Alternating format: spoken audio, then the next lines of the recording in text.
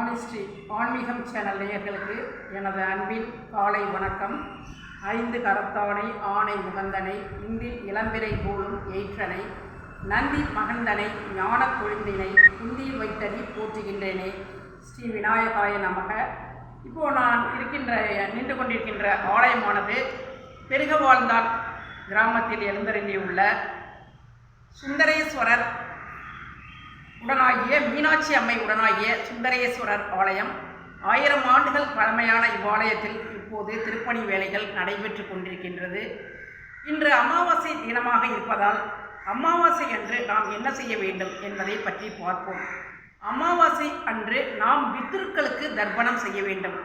முதலில் பித்ருக்கள் என்பவர் யார்? இல்லை பித்ருன்றாங்களே அப்படின்னா யார் என்று கேட்டால், நமது இல்லத்தில் இறந்து போன நமது தந்தையார், பாட்டனார், முப்பாட்டனார் போன்ற இறந்து போன ஆத்மாக்களினுடைய பெயர் பித்ருக்கள்.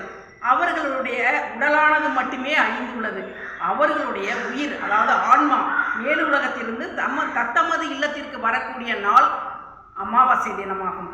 அன்றைய தினத்தன்று ஆண்களாக இருக்கிற பட்சத்தில் அவர்களுக்கு எள்ளும் தண்ணீரும் இறைக்க வேண்டும்.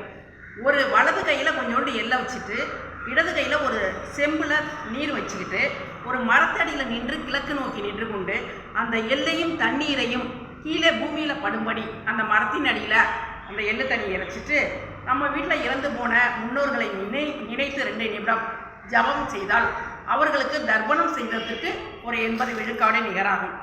அது அல்லாத அடுத்தது, ஆண்கள் காலையில் கண்டிப்பாக அப்பா இறந்தவங்க, தாத்தா இறந்தவங்க, அந்த மாதிரி உள்ள ஆண்கள் கண்டிப்பாக காலையில் ஆகாரம் பண்ணக்கூடாது.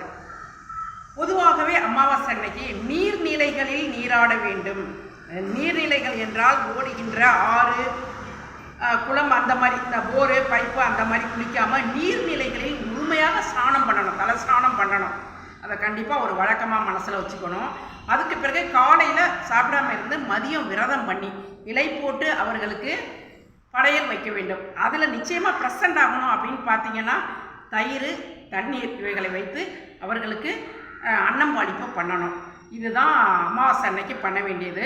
அமாவாசை அன்னைக்கு பித்ருக்களுக்கு இதெல்லாம் செய்யலைன்னா என்ன அப்படின்னு கேட்டால், இதே போன்று தொடர்ந்து செய்யாத குடும்பங்களில் தான் மகா வறுமை, வேலையின்மை, உடல்நலக் குறைவு, பெரிய நோய்கள், திருமணமின்மை, இது போன்று நாம் அன்றாட பார்க்கக்கூடிய மைனஸ் எல்லாம் வரும். அதெல்லாம் வராமல் இருக்கணும் அப்படின்னு சொன்னால் நம்மளுடைய மூதாதையர்களான பித்ருக்களை மனதார அவர்களுக்கு விரதம் பண்ணி அவர்களை வணங்க வேண்டும். நன்றி. இந்த சேனலை பார்க்குறவங்க ஒரு லைக்கு, ஒரு சப்ஸ்கிரைப், ஷேர் பண்ணுங்கள்.